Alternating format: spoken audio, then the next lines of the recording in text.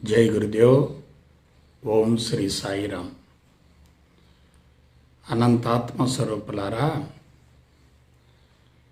గత కొన్ని ఎపిసోడ్స్గా మీరు అన్నమయ కోశాన్ని గురించి తెలుసుకున్నారు. అన్నమయ కోశం అది మొట్టమొదట నేను అనే అంశంతో మొదలైంది, మనోవైకల్యంతో అంతమైంది. మానవ జీవితానికి, జీవితం సక్రమంగా కొనసాగటానికి, దైనందిన కార్యక్రమాల్లో చురుగ్గా పాల్గొనడానికి, కర్మలు కరిగించుకోవటానికి, జీవిత పరమార్థం నెరవేర్చుకోవడానికి అన్నమయ కోశం చాలా కీలకమైంది. అన్నమయ కోశం శుద్ధి అయితే ఆత్మ ప్రయాణం సులభమవుతుంది. శరీరాన్ని కరిగించుకునే స్థాయికి చేరగలిగితే ఇక సాధన ముగిసినట్లే. అందువల్లనే అన్నమయ కోశాన్ని గురించి దాదాపుగా 10-12 ఎపిసోడ్స్లో తెలియజేయటం జరిగింది, ఉదాహరించడం జరిగింది. మరొక కీలక విషయం ఏంటంటే, ఇవాళ ఎక్కువ మంది ఆరోగ్యాన్ని గురించి ఆలోచిస్తున్నారు, రుగ్మతలను గురించి కలత చెందుతున్నారు. శరీరంలో ఏమాత్రం రుగ్మతలున్నా మనసు విలవిలలాడిపోతుంది. అందువల్ల రుగ్మతల నుంచి బయటపడటం అనేది ప్రథమ కర్తవ్యం. అన్నమయ కోశం అనేది ఎక్కువగా పని చేయకూడదు, తక్కువగా పని చేయకూడదు, సమాన మోతాదులో పనిచేస్తూ ఉండాలి. అందువల్ల దాని గురించి ఎక్కువగా ప్రస్తావించడం జరిగింది. మరొక కీలక అంశం ఏమిటంటే, మానవ జీవిత పరమార్థం ఏమిటంటే ఫలవంతమైన సంతానాన్ని ప్రకృతికి కానుకగా అందించటం. మానవుడు మినహా మిగిలినటువంటి ప్రాణికోటి అంతా కూడా దృఢమైన, పటిష్టమైన, శక్తివంతమైన, బలమైనటువంటి శరీరంతో కూడినటువంటి సంతానాన్ని ప్రకృతికి కానుకగా అందించాలని పరితపిస్తూ ఉంటాయి. అది సహజమే. కానీ మానవుడిలో సంతానోత్పత్తి అనేది, ఫలవంతమైన సంతానం అనేది అనేక ఇతర కారణాలతో ముడిపడి ఉంటుంది. మానవుడు ఫలవంతమైన సంతానాన్ని అందించడం అంటే అందమైన, ఆరోగ్యవంతమైన, సంస్కారవంతమైన, నైతిక విలువలతో కూడిన, గొప్ప వ్యక్తి లక్షణాలతో కూడినటువంటి సంతానాన్ని అందించగలగాలి. అంటే ఆరోగ్యము, ఆయువులతో పాటు దృఢమైన, పటిష్టమైన, శక్తివంతమైన శరీరంతో పాటు మనసు, బుద్ధి, చిత్తం వంటివి కూడా కీలక పాత్ర పోషిస్తాయి. అందువలన ఫలవంతమైన సంతానాన్ని ప్రకృతికి అందించడం అంటే కేవలం భౌతిక శరీరాన్ని అందించడం కాదు. భౌతిక శరీరంతో పాటు అనేక ఇతర అంశాలు కూడా ముడిపడి ఉంటాయి. అందువల్ల అన్నమయ కోశంతో పాటు మిగిలినటువంటి అన్ని కోశాలు కూడా దశల వారీగా శుద్ధిగా ఉంచబడాలి. అందుకే సప్తకోశ శుద్ధిని గురించి ప్రత్యేకంగా ప్రస్తావించడం జరిగింది. అందులో మొదటి అంశమైనటువంటి అన్నమయ కోశ శుద్ధిని గురించి మీరు ఇప్పటికే తెలుసుకున్నారు. ఈరోజు మీరు అత్యంత కీలకమైన రెండవ కోశాన్ని గురించి తెలుసుకోబోతున్నారు. అదే ప్రాణమయ కోశం. ప్రాణశక్తి అనే పదాన్ని వినుంటారు, ప్రాణము అనే పదాన్ని వినుంటారు, ప్రాణి అనేటటువంటి పదాన్ని వినుంటారు. ప్రాణం పోయింది అని అనుకుంటూ ఉంటారు. ప్రాణం, ప్రాణశక్తి, ప్రాణి ఇవన్నీ కూడా అతి సన్నిహితమైనటువంటి పదాలు. ఇవన్నీ ప్రాణమయ కోశంతో సన్నిహిత సంబంధాన్ని కలిగి ఉంటాయి. అందువల్ల ప్రాణమయ కోశాన్ని గురించి స్పష్టంగా తెలుసుకోగలిగితే ఆధ్యాత్మిక ప్రయాణం సులభతరం అవుతుంది, జీవిత పరమార్థం నెరవేరుతుంది. నేను ఒకే ఒక మాట చెప్తున్నాను, ప్రాణశక్తే విశ్వానికి అంతటికీ మూలాధారం. ప్రాణశక్తి లేకుండా విశ్వం లేదు, విశ్వం లేకుండా ప్రకృతి లేదు, మానవుడు కూడా లేడు. ప్రాణశక్తితోనే ప్రపంచం నడుస్తుంది, ప్రాణశక్తితోనే ప్రకృతి నడుస్తుంది, ప్రాణశక్తితోనే విశ్వం నడుస్తుంది. అటువంటి ప్రాణశక్తిని గురించి స్పష్టంగా తెలుసుకోగలిగితే జీవితం పట్ల చక్కటి అవగాహన కలుగుతుంది. మీకు గతంలో విశ్వ రహస్యాన్ని గురించి చెప్పినప్పుడు 5 అంశాలను గురించి ప్రస్తావించాను. 5 అంశాలను గురించి ప్రస్తావించాను. 1 పరమాత్మ, 2 ప్రాణశక్తి, 3 పరమాణువు, 4 పదార్థం, 5 ప్రకృతి. మళ్ళొకసారి చూడండి, పరమాత్మ, ప్రాణశక్తి, పరమాణువు, పదార్థం, ప్రకృతి. ఈ 5 కూడా పరమాణువు, పదార్థం, ప్రకృతి 3 కూడా కంటికి కనిపిస్తాయి, భౌతిక నేత్రాలకు కనిపిస్తూ ఉంటాయి, లేదా సూక్ష్మదర్శన సాయంతోనైనా వాటిని చూడగలగచ్చు. పరమాణువు, పదార్థం, ప్రకృతి 2 మాత్రం మన కంటికి కనిపించవు. అవేమిటంటే పరమాత్మ, ప్రాణశక్తి. అంటే ఒక మాటలో చెప్పాలంటే పరమాణువుకు పరమాత్మకు మధ్యలో ఉన్నదే ప్రాణశక్తి. పరమాత్మ యొక్క రూపాంతరమే ప్రాణశక్తి, ప్రాణశక్తి యొక్క రూపాంతరమే పరమాణువు, పరమాణువులు కలిస్తే ఏర్పడేవే అణువులు, అణువులు కలిస్తే ఏర్పడేదే పదార్థం, పదార్థం రూపాంతరం చెందితే కంటికి కనిపించేదే ప్రకృతి. కాబట్టి పరమాత్మకు ప్రకృతికి మధ్యలో అనుసంధానంగా ఉండేదే ప్రాణశక్తి. అయితే పరమాణువులో రేణువులు ఉంటాయి, ఆ రేణువులే పరమాణువులో కీలక పాత్ర పోషిస్తాయి. అటువంటి రేణువులు ఏర్పడటానికి మూలం ప్రాణశక్తే. ఎలా? ప్రాణశక్తి ఘనీభవనం చెందడం ద్వారా రేణువు ఏర్పడుతుంది. రేణువుల కలయికతో పరమాణువు ఏర్పడుతుంది, పరమాణువుల కలయికతో అణువులు ఏర్పడతాయి, అణువుల కలయికతో పదార్థం ఏర్పడుతుంది. అయితే అసలు ఈ ప్రాణశక్తి ఎలా ఏర్పడింది? ప్రాణశక్తి పరమాత్మ రూపాంతరం చెందినందువల్ల ప్రాణశక్తి ఏర్పడింది.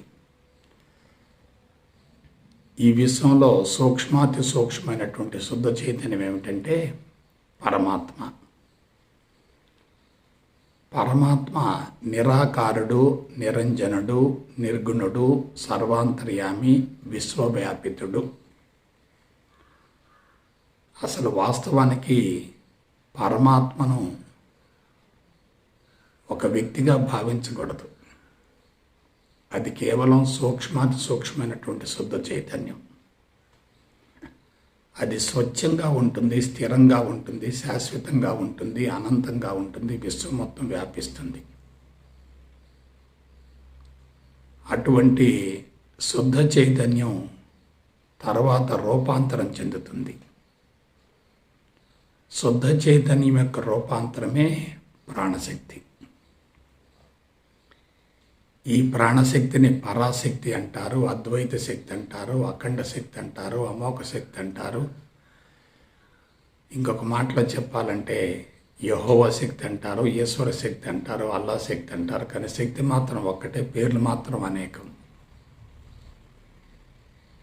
ప్రాణశక్తి ఘనీభవనం చెందిందనుకోండి, అది రేణువు అవుతుంది, పదార్థం అవుతుంది. అదే పదార్థం సూక్ష్మీకరణం చెందిందనుకోండి, అది ప్రాణశక్తిగా రూపాంతరం చెందుతుంది. అంటే మనం జాగ్రత్తగా విశ్లేషించేటట్లయితే విశ్వంలో పదార్థం అంతా కూడా ప్రాణశక్తితో ఏర్పడినటువంటిది. వాస్తవానికి విశ్వమంతా ప్రాణశక్తిమయమే. పదార్థం అనేది మాయ, ప్రాణశక్తి అనేది సత్యం. కాబట్టి పరమాత్మ, ప్రాణశక్తి, రేణువు ఈ మూడు కూడా ఏకత్వంలో ఉంటాయి. పరమాణువులు కానీ, అణువులు కానీ, పదార్థం కానీ, ప్రకృతి కానీ భిన్నత్వంలో కనిపిస్తాయి. అటువంటి ప్రాణశక్తి ద్వారానే మానవ దేహం కొనసాగుతుంది. విశ్వం మొత్తం వ్యాపించినటువంటి ప్రాణశక్తిని విశ్వ ప్రాణశక్తి అంటారు, విశ్వశక్తి అంటారు. అటువంటి విశ్వశక్తి ద్వారానే కనిపించేటటువంటి స్థూల జగత్తు మొత్తం ఆవిర్భవించింది. ఆ విశ్వశక్తి ద్వారానే విశ్వం మొత్తం కూడా నడిపించబడుతూ ఉంటుంది. మన కంటికి కనిపించేది మొత్తం కూడా విశ్వశక్తి యొక్క రూపాంతరమే. మనం స్థూలంగా చూస్తే పదార్థం కనిపిస్తుంది, సూక్ష్మంగా చూస్తే మాత్రం అక్కడ శక్తి మాత్రమే ఉంటుంది. సూక్ష్మాతి సూక్ష్మత్వానికి వెళ్ళగలిగితే అది శుద్ధ చైతన్యం అవుతుంది. పరమాత్మ, ప్రాణశక్తి రెండు కంటికి కనిపించవు. పదార్థానికి ఆధారం ప్రాణశక్తి అయితే ప్రాణశక్తికి ఆధారం పరమాత్మ. అటువంటి ప్రాణశక్తి మన దేహంలో ఉంటుంది. ఈ ప్రాణశక్తితో కూడినటువంటి కోశాన్నే ప్రాణమయ కోశం అంటారు. ఇది జలతత్వంతో సంబంధాన్ని కలిగి ఉంటుంది. స్వాదిష్టాన చక్రంతో సంబంధాన్ని కలిగి ఉంటుంది. జ్ఞానేంద్రియాలలో నాలుకతో సంబంధాన్ని కలిగి ఉంటుంది. రుచితత్వంతో సంబంధాన్ని కలిగి ఉంటుంది. పంచప్రాణాల్లో ఒకటైనటువంటి వ్యానతో సంబంధాన్ని కలిగి ఉంటుంది. మూలాధార చక్రం, స్వాదిష్టాన చక్రం, అన్నమయ కోశం, ప్రాణమయ కోశం, భూమితత్వం, జలతత్వం, వాసనతత్వం, రుచితత్వం, ముక్కు, ఆ తర్వాత నాలుక. అంటే విశ్వానికి మానవుడికి మధ్య అవినాభావ సంబంధం ఉంది అని తెలియజేయటానికి ఇదే చక్కటి ఉదాహరణ. అయితే ఒక విషయం చెప్తున్నాను. ప్రాణమయ కోశానికి జలతత్వానికి మధ్య ఉన్నటువంటి సంబంధం ఏమిటి? ప్రాణమయ కోశం జలతత్వంతో సంబంధాన్ని కలిగి ఉంది అంటున్నాం కదా. ప్రాణమయ కోశానికి జలతత్వానికి మధ్యన ఉన్నటువంటి సంబంధం ఏంటి? వాస్తవానికి ప్రాణము అన్న, ప్రాణి అన్న, ప్రాణులు అన్న, ప్రాణము అన్న, ప్రాణులన్న, ప్రాణి అన్న ఇవన్నీ కూడా అవినాభావ సంబంధాన్ని కలిగి ఉంటాయి. ప్రాణం ఉన్నటువంటి ప్రతి జీవి ప్రాణి అవుతుంది. ప్రాణం ఉన్నంత వరకు అది ప్రాణిగా కొనసాగుతుంది. ప్రాణం పోయిందనుకోండి అది జడమవుతుంది. కాబట్టి ప్రాణం ఉన్నంత వరకు అది చైతన్యవంతంగా ఉంటుంది. ప్రాణం పోయిందనుకోండి దానిలో చైతన్యం ఉండదు, జడమైపోతుంది. అటువంటి ప్రాణుల యొక్క పుట్టుక ఎలా జరిగింది? దీని గురించి మనం ఆలోచించాలి. విశ్వ పరిణామాన్ని గనక మనం జాగ్రత్తగా పరిశీలించేటట్లయితే ముందు పంచభూతాలు, వాటిల్లో జడ చైతన్యం ఉంటుంది. తర్వాత వృక్షాలు, వాటిలో జీవ చైతన్యం ఉంటుంది. ఆ తర్వాత జంతువులు, వాటిల్లో ఇంద్రియ చైతన్యం ఉంటుంది. ఆ తర్వాత మానవులు, వాళ్ళల్లో మనోబుద్ధి చైతన్యాలు ఉంటాయి. ఈ మనోబుద్ధి చైతన్యాలలో పరిణతి కలిగేటట్లయితే మనిషి దివ్యత్వానికి వెళతాడు. ఆ తర్వాత శుద్ధ చైతన్యంలో కలిసిపోతాడు. అయితే ఈ ప్రాణులు ఎలా ఉద్భవించాయి? ప్రాణులు ఉద్భవించడానికి మూల కారణం ఏంటి? ఏమిటి? నీరే. నీరు లేకుండా ప్రాణుల యొక్క ఆవిర్భావానికి అవకాశమే లేదు. మరొక కీలక రహస్యం చెప్తాను. సూర్యుడు మండుతున్నటువంటి అగ్నిగోళం, అటువంటి అగ్నిగోళం నుండి భూమి విడిపడింది. సూర్య కుటుంబంలో ఒక భాగమైంది. సూర్యుడితో ఇప్పటికీ సన్నిహిత సంబంధాన్ని కలిగి ఉంటుంది. సూర్యుడి చుట్టూ ఒక నిర్ణీత కక్షలో తిరుగుతూ ఉంటుంది, పరిభ్రమిస్తూ ఉంటుంది. అది కొంతకాలం సూర్యుడికి దగ్గరగా ఉంటుంది, మరికొంతకాలం సూర్యుడికి దూరంగా ఉంటుంది. సూర్యుడికి దగ్గరగా దూరంగా ఉండటం వల్ల అది కొంతకాలం చల్లగా ఉంటుంది, మరి కొంతకాలం వేడిగా ఉంటుంది. అయితే అసలు కీలకమైన విషయం ఏంటంటే, సూర్యుడి నుండి భూమి విడిపడిన తర్వాత భూమి కూడా కొన్ని లక్షల కోట్ల సంవత్సరాలు అలాగే మండుతూనే ఉంది. కొన్ని లక్షల కోట్ల సంవత్సరాలు అలాగే మండుతూ ఉంది. అలా మండుతూ అది తర్వాత చల్లబడింది. ఉష్ణోగ్రత పూర్తిగా తగ్గిపోయింది. ఉష్ణోగ్రత తగ్గటానికి మూల కారణం ఏంటి? చల్లదనమే. చల్లదనం అంటే ఏమిటి? నీటి తత్వమే. ఇప్పుడు జాగ్రత్తగా ఆలోచించండి. భూమి మీద జీవరాశి ఉద్భవించడానికి మూల కారణం నీరే. ప్రాథమికమైనటువంటి జీవులన్నీ కూడా నీటికి అతి సన్నిహితంగా దగ్గరగా ఉంటాయి. ఉష్ణోగ్రతలో ఏమాత్రం వ్యత్యాసం కలిగినా ప్రాణుల మనుగడ ప్రశ్నార్థకం అవుతుంది, క్లిష్టతరం అవుతుంది. అందువల్ల ప్రాణమయ కోశానికి నీటికి మధ్య అవినాభావ సంబంధం ఉంటుంది. మరొక కీలకమైనటువంటి విషయం ఏంటంటే, మనం నోటి ద్వారా నీరు తాగుతూ ఉంటాం. అదనంగా ఉన్నటువంటి నీరు మూత్రం ద్వారా బయటికి పోతూ ఉంటుంది. నీటిని మూత్రంగా తయారు చేసేవి మూత్రపిండాలు. ఆ మూత్రపిండాలు స్వాదిష్టాన చక్రంతో, ప్రాణమయ కోశంతో సన్నిహిత సంబంధాన్ని కలిగి ఉంటాయి. అందుకే ప్రాణమయ కోశానికి జలతత్వానికి మధ్య అవినాభావ సంబంధం ఉంటుంది. ఇక మరొక విషయానికి వద్దాం.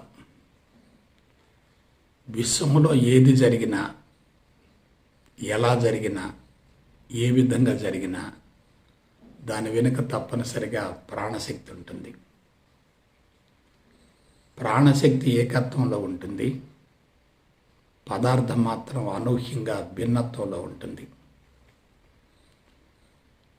ఒక మాటలో చెప్పాలంటే, ప్రాణశక్తి లేకుండా విశ్వమే లేదు.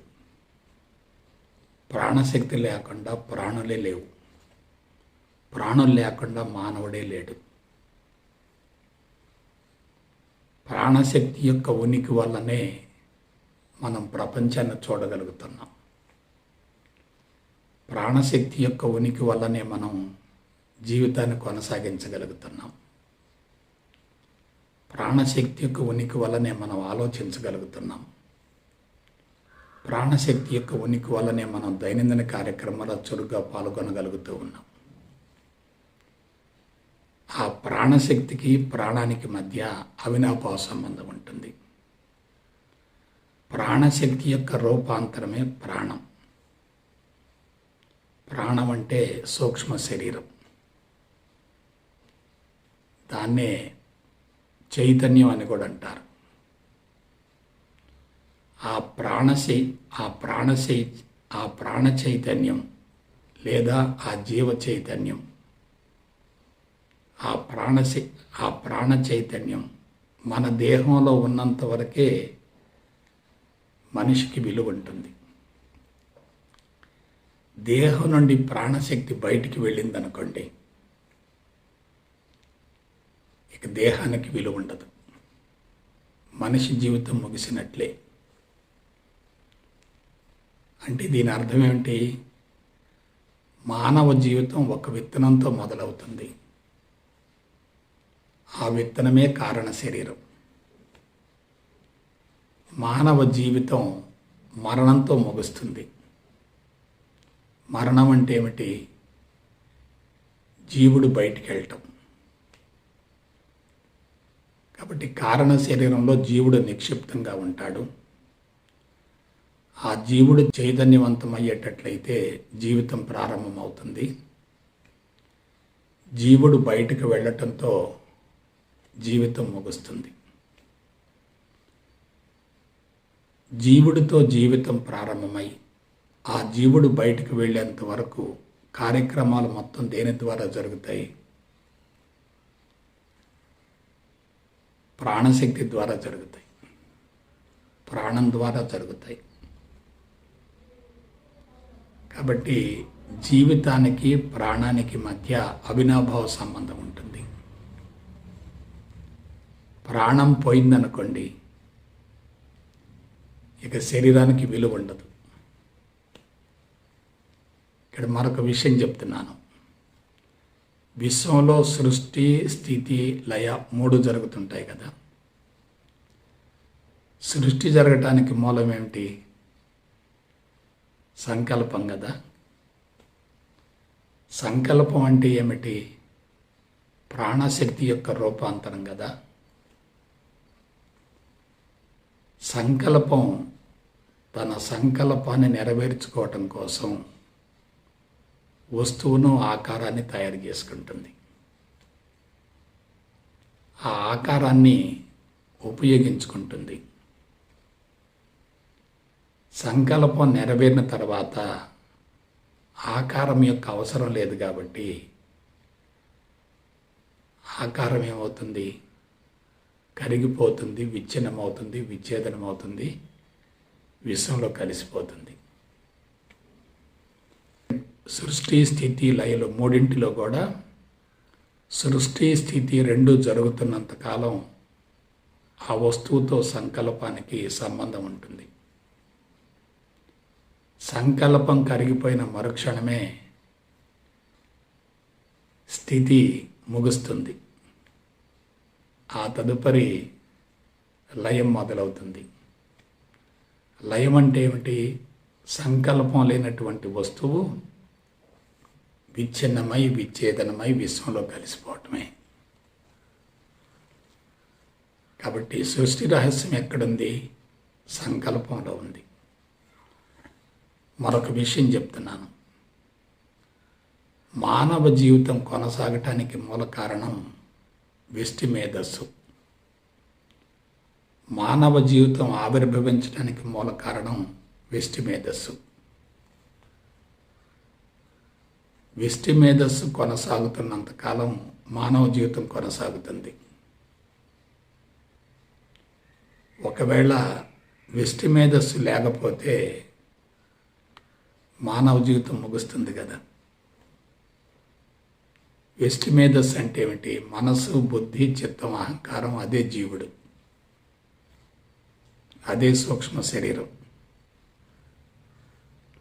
కాబట్టి ఈ సూక్ష్మ శరీరం ఎలా ఏర్పడింది? జీవుడు ఎలా ఏర్పడ్డాడు? ప్రాణశక్తి యొక్క రూపాంతరమే. కాబట్టి మనం జాగ్రత్తగా విశ్లేషించుకునేటట్లయితే మీకు ఒక కీలక రహస్యం చెప్తాను. విశ్వానికి ఆధారమైన మూలమైనటువంటి ప్రాణశక్తి యొక్క కదలికలను మనం గ్రహించగలిగితే విశ్వాన్ని జయించగలుగుతాం. మరొక విషయం చెప్తున్నాను. ప్రాణవాయువుకి ప్రాణశక్తికి మధ్యన స్పష్టమైన వ్యత్యాసం ఉంటుంది. ప్రాణవాయువు అంటే ఆక్సిజన్, ప్రాణశక్తి అంటే అది స్వచ్ఛమైన శక్తి. ప్రాణశక్తి యొక్క రూపాంతరమే పదార్థం, ప్రపంచం మరియు ప్రకృతి. ప్రాణవాయువు అంటే ఏమిటి? ప్రకృతిలో ఒక భాగమే ఆ ప్రాణవాయువు. మనం ముక్కు ద్వారా ప్రాణవాయువుని తీసుకుంటున్నాం. అదే ముక్కు ద్వారా బొగ్గు పులుసు వాయువుని బయటికి పంపిస్తున్నాం. ప్రాణవాయువు లోపలకు ప్రవేశించడాన్ని ఉచ్ఛ్వాసం అంటారు. బొగ్గు పులుసు వాయువు బయటికి పోవడాన్ని నిశ్వాసం అంటారు. ఈ ఉచ్ఛ్వాస నిశ్వాసాలు జీవితాంతం కొనసాగుతూనే ఉంటాయి. అయితే ఏ చర్య కొనసాగకపోయినా పర్వాలేదు, కానీ శ్వాస మాత్రం 1 నిమిషం ఆగిపోయిందనుకోండి, శరీరం ఏమవుతుంది? మృతమవుతుంది. అంటే శ్వాస అనేది పుట్టుకతో మొదలవుతుంది, మరణంతో అంతమవుతుంది. తల్లి గర్భంలో బిడ్డ కొనసాగుతున్నప్పుడు, తల్లి గర్భంలో బిడ్డ పెరుగుతున్నప్పుడు స్వతంత్రంగా శ్వాసించలేడు.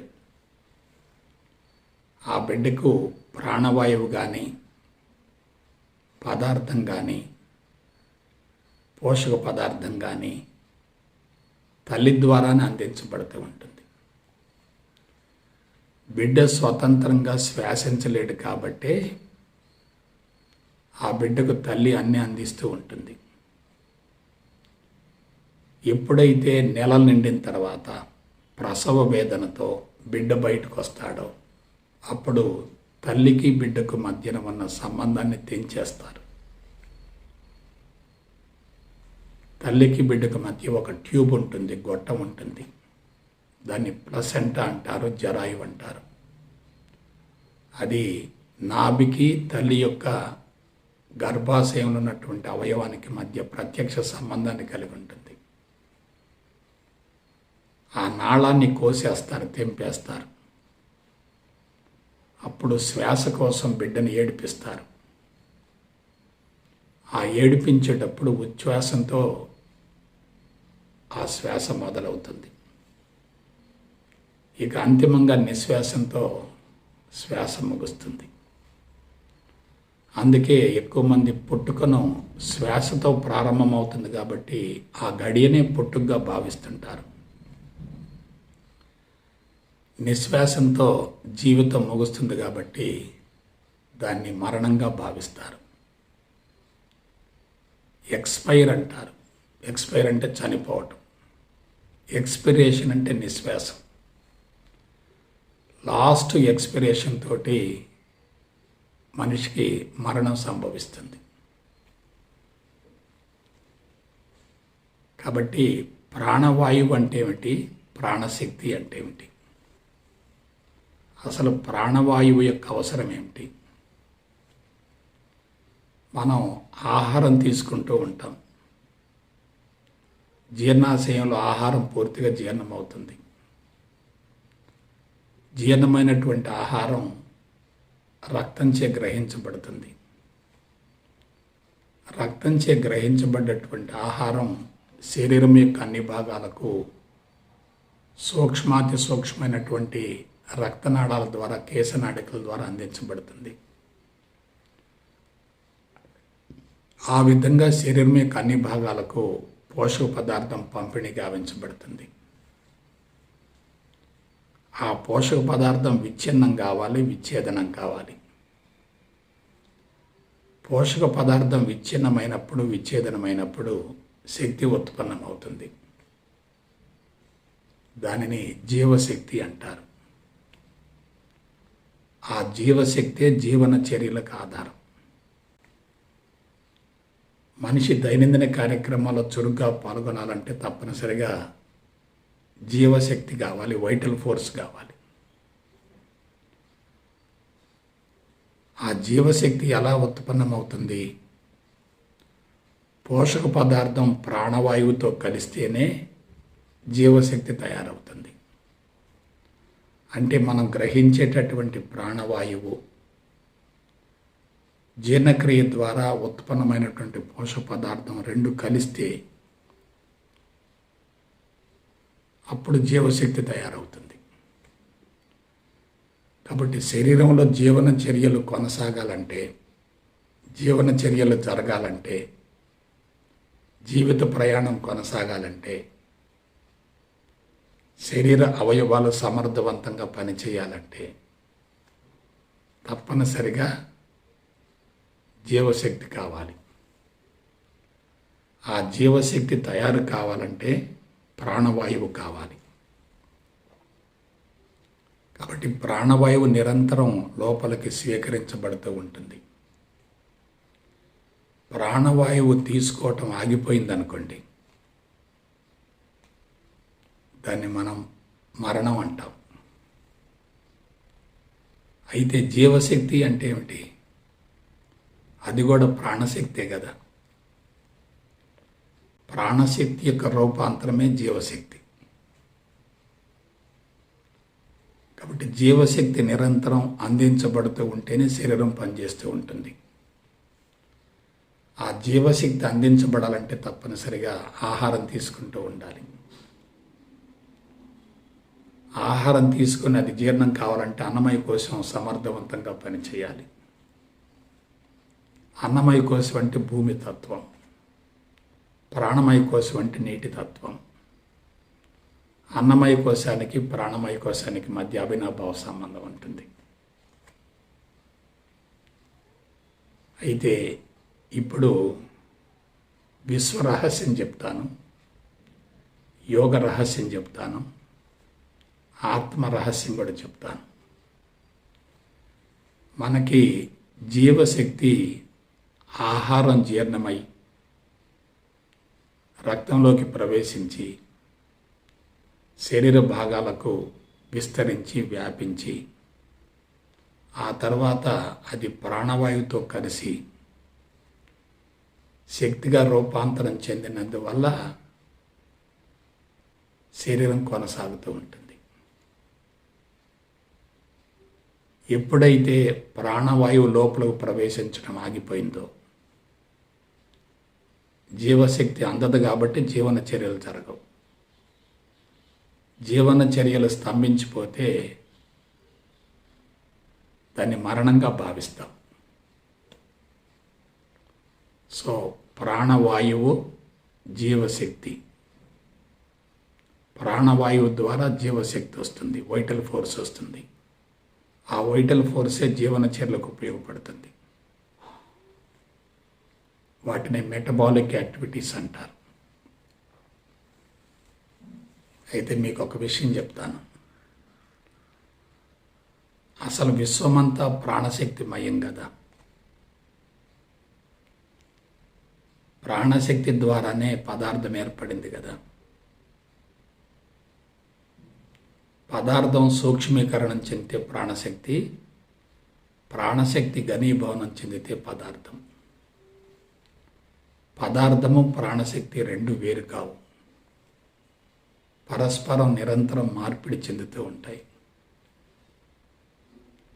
మనం స్థూలంగా చూస్తే పదార్థం కనిపిస్తుంది, సూక్ష్మంగా విశ్లేషించగలిగితే ప్రాణశక్తిని గురించి తెలుసుకోగలుగుతాం.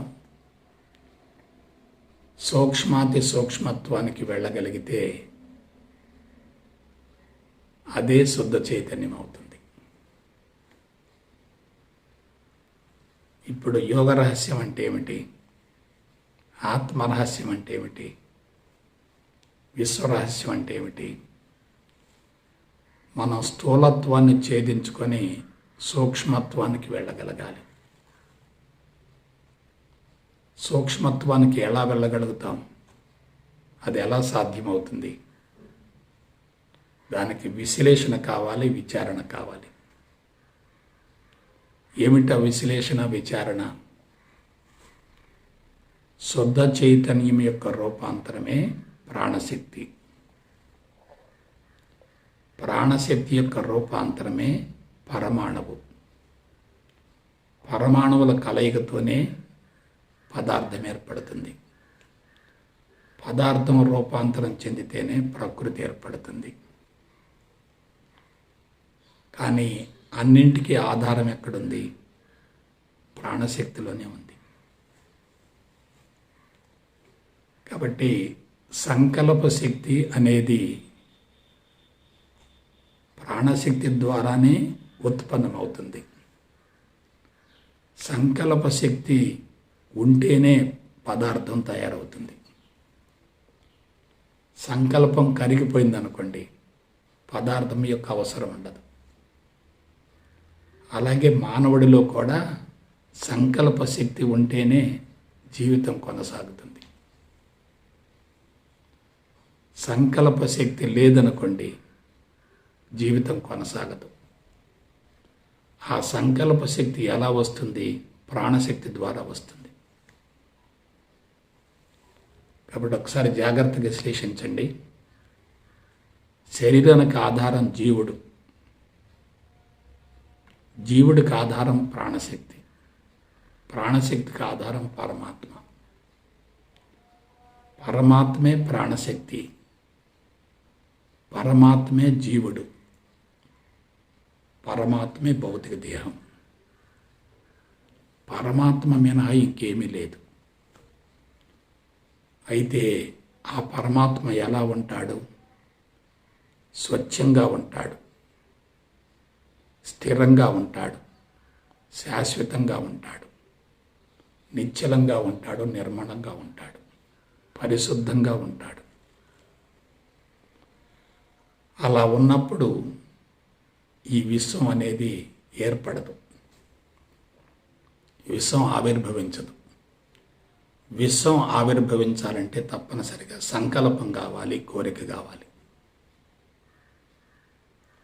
ఆ సంకల్పము, కోరిక రెండు ఎలా తయారవుతాయి? ప్రాణశక్తి ద్వారా తయారవుతాయి. కాబట్టి ప్రాణశక్తి అనేది విశ్వంలో, మానవ జీవితంలో చాలా కీలకమైంది. ప్రాణశక్తి లేకుండా విశ్వం లేదు. ప్రాణశక్తి లేకుండా మానవుడు లేడు. ప్రాణం పోవటం అంటే ఆ సంకల్పం బయటికి వెళ్ళటం, కోరికలు సంకల్పాలు బయటికి వెళ్ళటం. ఆ కోరికలు సంకల్పాలతో ఉన్నటువంటి జీవుడు దేహంలో కొనసాగుతున్నంత వరకు ఆ దేహానికి విలువ ఉంటుంది. కోరికలు సంకల్పాలతో ఉన్నటువంటి జీవుడు ఆ శరీరం పనికిరాదు అనుకున్నప్పుడు తప్పనిసరిగా మరొక దేహం కోసం బయటికి వెళతాడు.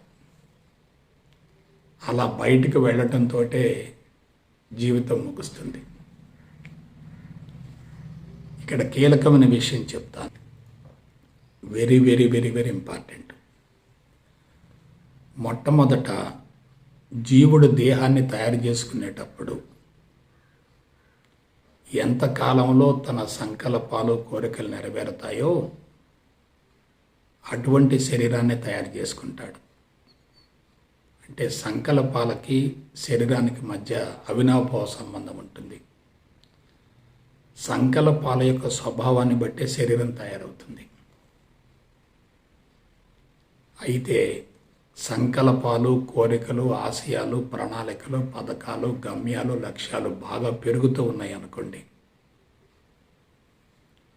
శరీరం తయారయ్యే నాటి సంకల్పాలు వేరు, తర్వాత కాలంలో సంకల్పాలు కలుస్తూ వచ్చాయి. సంకల్పాల యొక్క మోతాదు పెరుగుతున్నప్పుడు ఆ శరీరం సరిపోదు కదా. పుట్టుకతో ఉన్నటువంటి కోరికలు వేరు, తర్వాత కాలంలో ఏర్పడేటటువంటి కోరికలు వేరు. తర్వాత కాలంలో కోరికలు పెరుగుతూ వచ్చాయి. కానీ మొట్టమొదట ఏర్పడ్డటువంటి శరీరం ద్వారా ఆ కోరికలు నెరవేరే అవకాశం లేదు. కోరికల మోతాదు పెరుగుతుంది, శరీరం యొక్క లైఫ్ మాత్రం అలాగే ఉంది. అందువల్ల ఆ శరీరం అదనంగా ఉన్నటువంటి కోరికలు నెరవేర్చుకోవడానికి పనికిరాదు. కాబట్టి ఆ కోరికలు బయటికి వెళ్తాయి. కోరికలు అంటే ఏమిటి? సంకల్పం యొక్క రూపాంతరమే. ఆశయాలు కానీ, గమ్యాలు కానీ, లక్ష్యాలు కానీ, ఇవన్నీ సంకల్పం యొక్క రూపాంతరమే. మరి సంకల్పానికి, కోరికలకు, ఆశయాలకు, గమ్యాలకు, లక్ష్యాలకు వ్యత్యాసం ఏంటి? భగవంతుడికి అనుగుణంగా ఉంటే సంకల్పం, భగవంతుడికి విరుద్ధంగా ఉంటే కోరికలు, ఆశయాలు, గమ్యాలు, లక్ష్యాలు, ప్రణాళికలు, పథకాలు వగైరా వగైరా. కాబట్టి మానవ జీవిత రహస్యం తెలిసిందా? మనం ఏం చేశాం? ఆశయాలు, సంకల్పాలు, కోరికలు నెరవేర్చుకోవటం కోసం జీవితాన్ని ప్రారంభించాం. ఎటువంటి శరీరం ద్వారానైతే కోరికలు, ఆశయాలు, సంకల్పాలు నెరవేరుతాయి అటువంటి శరీరాన్ని తయారు చేసుకున్నాం. ప్రోగ్రాం మొదలైంది. కానీ తర్వాత ఏమైంది? అజ్ఞానం వల్ల, అవివేకం వల్ల, ప్రాపంచిక విషయ వంచల వల్ల, ప్రపంచాన్ని మొత్తుండటం వల్ల కోరికల మోతాదు పెరిగింది. కానీ శరీరం మాత్రం అదే కదా. ఈ శరీరంలో అదనంగా కోరికలు, సంకల్పాలు, ప్రణాళికలు, పథకాలు పెరుగుతూ వచ్చాయి అనుకోండి. వీటికి ఇంకా జీవితకాలం పొడిగించబడాలి కదా. జీవితకాలం పొడిగించబడ్డప్పటికి శరీరం పనికిరాదు కదా. అందుకని జీవుడు ఏం చేస్తాడు? శరీరం వదిలిపెట్టి బయటికి వెళ్తాడు, మరొక దేహంలోకి వెళతాడు. అదే మీరు పంచభూతాలను తీసుకోండి, ఒక కొండను తీసుకోండి. కొండ తయారయ్యేటప్పుడే దాని జీవితకాలం నిర్ణయించబడుతుంది. ఎప్పుడైతే సంకల్పం నెరవేరిందో కొండ యొక్క అవసరం లేదు కాబట్టి ఆ కొండ క్రమేపీ విచ్ఛిన్నమై విచ్ఛేదనం అయిపోతుంది, పంచభూతాల్లో కలిసిపోతుంది. సీక్రెట్ చూడండి ఒకసారి. కాబట్టి సంకల్పము అనే ఆధారం ఉంటేనే వస్తువు కొనసాగుతుంది. కోరికలు, ఆశయాలు, సంకల్పాలు అనేటటువంటి జీవుడు అనేటటువంటి ఆధారం ఉంటేనే జీవితం కొనసాగుతుంది. జీవుడనే ఆధారం లేదనుకోండి, జీవితం కొనసాగే అవకాశం లేదు. ఆ జీవుడనేటటువంటి ఆధారం ఎందుకు బయటికి వెళుతుంది? ఈ శరీరం పనికిరాదు కాబట్టి. అంటే ఏమిటి? సంచితం ఎంత శాతం అయితే ఉందో అంత శాతానికి అనుగుణంగానే శరీరం తయారైంది. కానీ ఆ సంచితానికి అనూహ్యంగా ప్రారంధం కలిసింది. ప్రారంధం కలిసేసరికి ఈ శరీరం యొక్క జీవితకాలం సరిపోలే. అందుకని జీవుడి యొక్క జీవితకాలం పొడిగించబడింది. ఆ జీవుడు వేరే దేహంలోకి వెళ్ళవలసి వచ్చింది. జీవుడు బయటికి వెళ్ళాడు అనుకోండి, జీవన చర్యలు స్తంభించిపోతాయి. జీవన చర్యలు స్తంభించిపోయినట్లుగా మనకు ఆధారం ఏంటంటే శ్వాస ఆగిపోతుంది. శ్వాస ఆగిపోయిందంటే జీవశక్తి ఉత్పన్నం కాదు, జీవన చర్యలు జరగవు. జీవన చర్యలు జరగటం లేదంటే శరీరం జడమైపోతుంది. కాబట్టి జీవన చర్యలు జరగటానికి కీలకమైనది ఏమిటంటే జీవ చైతన్యం, జీవుడు. ఆ జీవుడికి ఆధారం ఏంటంటే సంకల్పం. సంకల్పానికి ఆధారం ఏంటంటే ప్రాణశక్తి. ప్రాణశక్తికి ఆధారం ఏంటంటే పరమాత్మ. కాబట్టి ప్రాణమయ కోసం ఎంత కీలకమైందో మీరు ఆలోచించండి. ప్రాణం ఉంటేనే కదా దేహానికి విలువ ఉండేది. ప్రాణం పోయిన తర్వాత దేహానికి విలువ ఉండదు కదా. అయితే మరొక కీలకమైన అంశం చెప్తాను. జీవశక్తి ఆహార పదార్థం విచ్ఛిన్నం ద్వారా ఏర్పడుతుంది. అయితే ప్రాణశక్తిని నేరుగా శరీరంలోనికి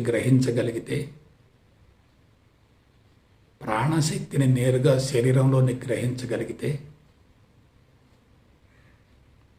ఇక జీవశక్తి యొక్క అవసరం పెద్దగా ఉండదు కదా.